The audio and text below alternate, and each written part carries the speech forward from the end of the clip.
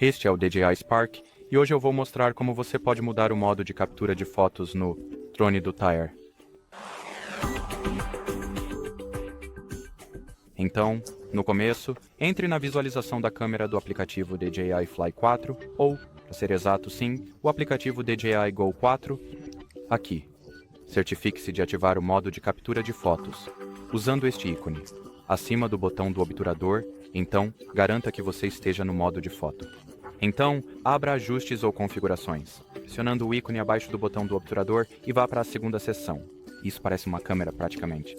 E aqui, você pode alternar entre Disparo Único, modo de Disparo Contínuo de 3 fotos, ou modo AEB, definir intervalos, ou entrar no modo de foto em intervalos, foco raso ou panorâmico. E bem, quanto a este vídeo, isso é tudo. Então, obrigado por assistir e tchau, tchau.